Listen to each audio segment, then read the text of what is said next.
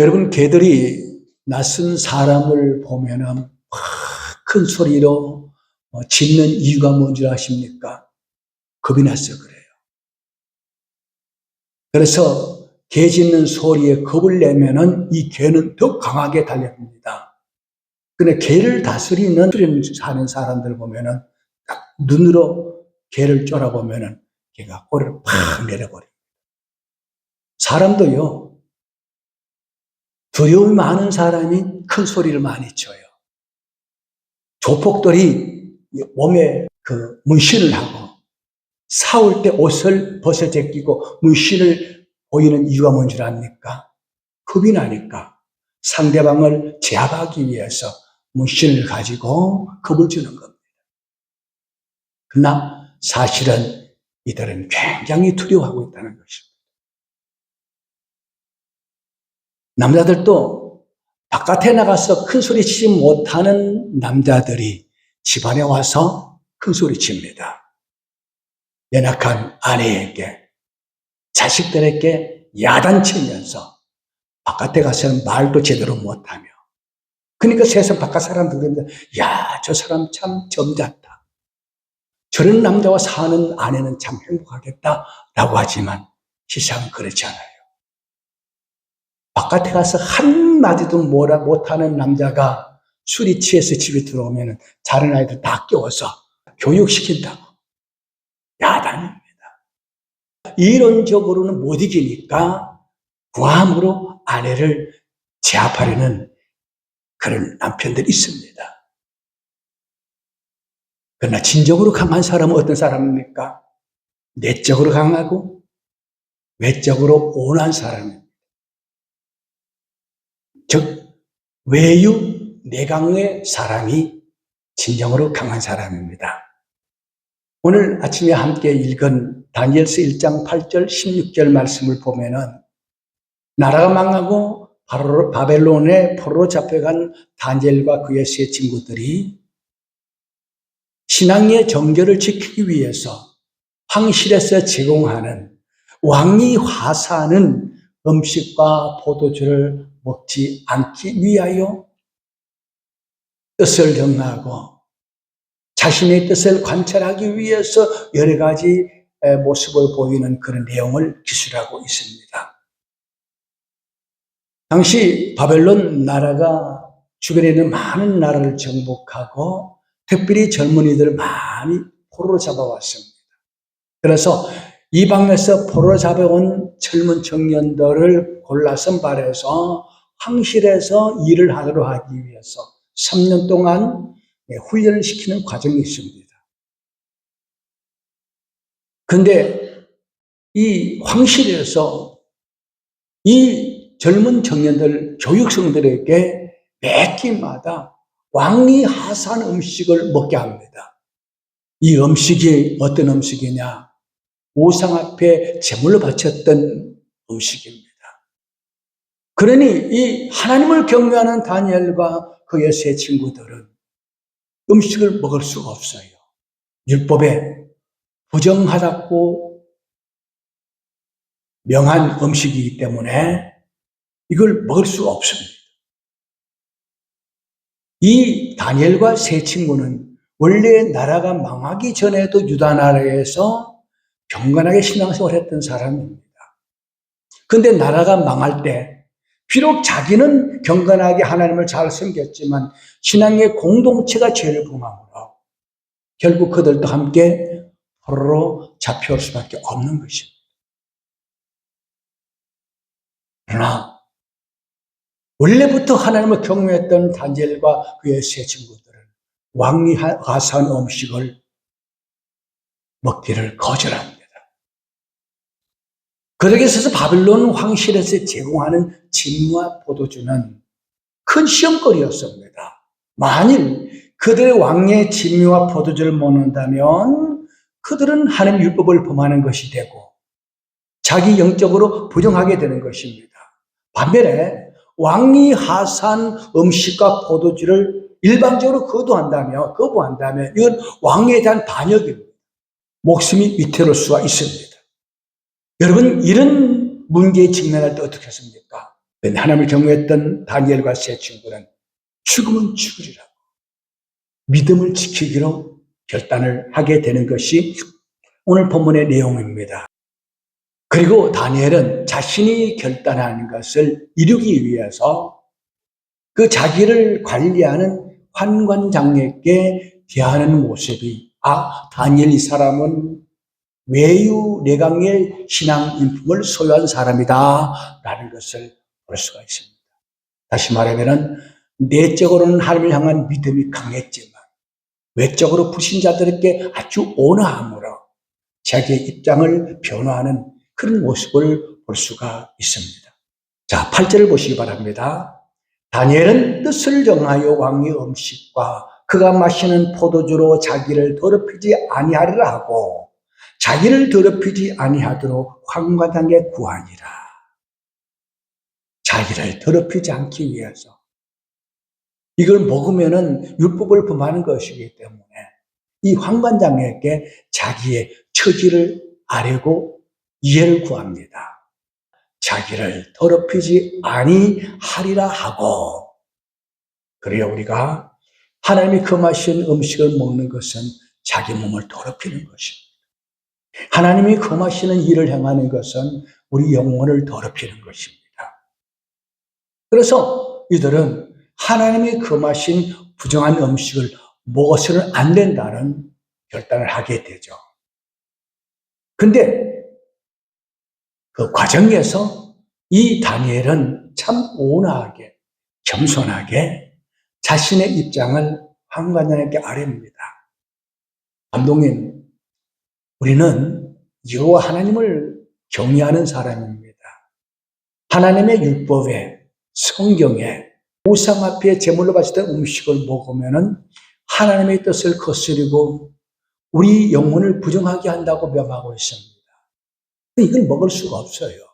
원하건대 우리 입장을 이해하셔서 우리가 이 음식을 먹지 않도록 허락해달라고 아주 겸손하게, 공손하게 부탁을 합니다. 이건 참 위험한 일입니다.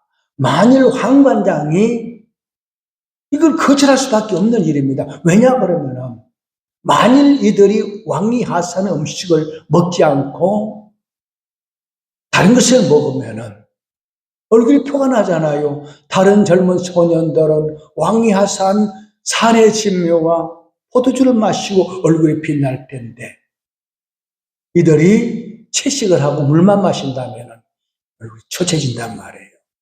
왕이 이 사람들의 모습을 보고 왜 저러느냐 묻게 될 것이죠. 그래서 저들이 왕이 하사하는 음식을 먹지 않아서 그렇습니다 라고 한다면 내가 왕의 목숨, 내 목숨이 위태롭다. 참 내가 너희들이 부탁을 들어주기 참 곤란하다고 그렇게 설명을 합니다. 이런 죄 안 돼. 먹어야 돼. 왜 임금이 하사한 음식을 거절하는 거야? 먹어! 라고도 할 수 있는데 이 환관장이 이렇게 자신의 입장을 다니엘에게 이해시켜 설득하는 이유가 뭐냐? 9절에 그렇게 말하고 있습니다. 하나님이 다니엘로 하여금 환관장에게 은혜와 긍휼을 얻게 하셨다. 하나님이 이 환관장의 마음을 감동시켰습니다. 이런 지하에 거절할 수가 있는데 다니엘의 입장을 이야기한 거죠. 근데 내가 마음으로는 너희들의 부탁을 들으고 싶은데 내 입장이 곤란하다는 거예요. 자, 그러자 다니엘은 또다시 우리를 시험해보라고 요청을 합니다. 앞으로 열간 우리는 물과 채식만 먹겠다라고. 열흘 동안 우리를 시험해보고 우리의 얼굴이 왕의 음식과 포도주를 마신 전부 다른 사람보다 얼굴이 초췌하면 그때는 왕이 살아서 하시고 그런데 우리 얼굴이 저들보다 더 윤택하게 한다면은 환관장이 우리에게 은혜를 베풀어 달라고 시험해보라는 것이죠. 이들이 왕궁에서 훈련받는 기간은 3년입니다. 3년에 비해서 열흘 동안 시험하는 것은 결코 긴 기간이 아니거든요. 이 또한 하나님께서 이들의 마음을 감동시켜서 그렇게 허락하는 거예요. 이것도 기적입니다. 하나님 배후에서 역사하신 것을 알 수가 있습니다. 여러분, 만약에 보통 사람 같으면은 나는 하나님을 섬기는 사람이기 때문에 절대 이건 먹지 못한다고 강력하게, 감독자님, 우리는 하나님을 섬기는 사람입니다. 이걸 먹을 수 없어요. 그렇게 할 수도 있지 않습니까? 그러나 이 다니엘은 원래 성품이 외유 내강의 그런 성품을 가진 사람이에요. 내적으로는 하나님을 믿는 믿음이 강하기 때문에 세상에 두렵지 않은 거예요. 권세자가 두렵지 않습니다. 그렇다고 해서 자신의 그 믿음을 과시하기 위해서 우리는 절대 먹지 않겠습니다. 하나님 우리를 지켜줄 것입니다. 그렇게 하지 않고 아주 온화하게 우리를 한번 시험해 보십시오. 그리고 결과를 보고 왕이 판단하시고 알아서 하십시오. 그렇게 이해를 구했습니다. 다니엘이 이렇게 한 것은 두 가지 의미가 있습니다. 첫째는 내가 섬기는 하나님은 믿음으로 살고자 하는 나를 지켜주실 것이다. 그러나 만일 그러하지 아니할지라도 나는 결코 이 부정한 음식을 통해서 내 몸을 더럽히지 않겠다. 이를테면 죽음은 추월이라는 그의 강한 의지를 나타내 보여주고 있습니다. 히브리서 기자는 믿음은 바라는 때 실상이요 보지 못하는 때 정거라 그랬습니다. 하나님의 신뢰하고 기대하고 믿음으로 나아갈 때 하나님께서 그 바라는 것을 이루신다는 그런 말씀이거든요. 또 마태복음 21장 21절로 22절에서 예수께서 말씀하시기를 내가 진실로 너희에게 이르노니 만일 너희가 믿음이 있고 심치 아니하면 이 무화과 나무에 된 이런 일만 할 뿐 아니라 이 산들을 들려 바다에 던지라 하여도 될 것이요 너희가 기도할 때 무엇이든지 믿고 구하는 것은 다 받으리라 했습니다. 이 말씀을 하시게 된 배경은 주님께서 마지막 고난주간에 예루살렘에 입성하셨다가 성전에서 매매하는 자들을 다 산말 뒤엎어버리고 그들을 쫓아버리고 다시 성 밖으로 나왔다가 다음날 이른 아침에 다시 성으로 들어가다가 아침에 음식을 접수지 않아서 시장하셔 줄인 상태에 있을 때 마침 거리에 무화과나무가 있었습니다. 그래서 가서 열매를 얻기 위해서 갔는데 무화과나무 열매가 하나도 없어요. 그래서 예수께서 네가 영원토록 열매를 맺지 못할 것이다. 저주해버립니다. 그랬더니 그 즉시로 무화과나무가 바짝 말라 죽어버렸습니다. 그러자 제자들이 선생님 어떻게 이런 일이 일어날 수 있습니까? 그랬더니 말씀하시는 거예요. 너희들이 믿음으로 영하면은 이보다 더 큰일 할 것이다. 이 산들을 들어 바다로 넘기라 할지라 그렇게 될 것이다. 무엇이든지 믿고 구하는 것은 반드시 이룰 것이다. 그렇게 말씀하신 것입니다.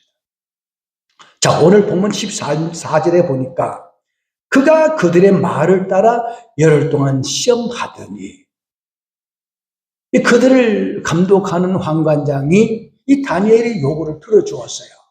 열흘 동안 물과 채식만 먹게 합니다. 다른 소년들은 왕이 하사한 음식, 산의 진미, 그리고 포도주를 마셨는데 이 다니엘과 세 친구는 채식과 물만 마시는 거예요. 열흘이 지나갔습니다. 그런데 깜짝 놀랐습니다. 왕이 하사한 고기와 산의 진미를 먹은 이 다른 젊은이들보다 채식과 물만 마신 다니엘과 그 세 친구들의 얼굴이 빛이 났습니다. 광채가 나는 거예요. 그래서 이 환관장이 이들이 섬기는 하나님은 살아계신 하나님이구나. 그래서 계속해서 물과 채식만 먹도록 허락하게 됩니다. 그런데 그런 다니엘에게 하나님께서 특별한 지혜를 주십니다. 그 지혜로 인하여 왕이 꿈을 꾸고 나서 그 꿈을 해석하지 못해서 번면에 빠져 있을 때에 전국에 있는 박사들과 술사들을 다 불러서 꿈 해석을 시켰지만 아무도 해석을 하지 못하는 거예요. 그때 다니엘을 감독하던 환관장이 왕에게 아뢰입니다. 저 유다에서 잡혀온 포로 가운데 다니엘이라는 사람이 있는데 이 사람은 여호와 하나님을 섬기는 사람인데 그의 지혜가 특출합니다. 아마 이 사람에게 물으면 왕의 꿈을 해석할 것 같습니다. 그래서 왕이 다니엘을 불러오는 거예요. 꿈 얘기를 하지 않고 내가 꿈을 꿨는데 이 꿈을 해석해달라는 겁니다. 아니 꿈을 들려주고 해석해달라 그래도 이거 모자랄 텐데 꿈 이야기도 하지 않고 내가 꾼 꿈을 해석해달라 그러는데 기가 막히지 않습니까? 하나님께서 다니엘에게 영감을 주신 거예요. 무슨 꿈을 꾼지 알게 하신 거예요. 그리고 그 꿈을 아주 정확하게 해석해 줍니다. 여기에 왕이 감탄하게 되죠. 바로 다니엘과 그의 세 친구를 왕의 아주 신하로 채용하게 됩니다. 그러고 나서 다니엘은 한 계단 한 계단 더 올라가서 왕 다음간에 총리까지 올라가게 됩니다. 무슨 말입니까? 죽으면 죽으리라고 신앙의 절기를 지켰던 이 다니엘을 하나님께 함께 하심으로 그들을 이기게 하셨다 하시는 그런 말씀입니다. 우리가 세상을 살아가다 보면은 우리 힘으로 해결할 수 없는 난관에 부닥칠 수가 있습니다. 특히 믿음으로 사는 사람들이요, 믿지 않는 사람들과 함께 생활하면서 참 우리 믿음을 지키기가 고난할 때도 많이 있어요. 온 가족이 예수를 믿는데 혼자 교회에 나가면은 가족들은 제사를 드리는데 제사를 안 되면 후레자식이 갖고 야단 맞고 집안에 쫓겨날 그런 위기도 당할 수가 있습니다. 그러나 다니엘은 그렇지 않았습니다. 하나님을 경외하는 믿음으로 내가 어떤 불이익을 당할지라도 나는 믿음을 지켜야 되겠다. 하나님을 기쁘시게 드려야 되겠다 하고 결단하고 또 자기들을 감독하는 황관장에게 자기 입장을 설명해 주고 이해를 시키고 또 시험하라 해서 한 결과 하나님께서 그들에게 참 큰 은혜를 주셔서 왕까지 감동시켜서 결국 다니엘과 그 세 친구는 다니엘은 국무총리가 되고 그 세 친구는 지방 장관이 된 거예요. 내일이 추석날입니다. 여러분들이 이제 고향을 찾아가든가 하면은 온 가족이 다 예수를 믿는다면 참 얼마나 다행스럽습니까만 그러나 부모 형제는 믿지 않으면 이게 내 신앙을 지키기가 참 힘들고 어렵습니다. 어떻게 해야 되겠습니까? 나는 예수 믿으면 제사 못 드립니다. 안 됩니다.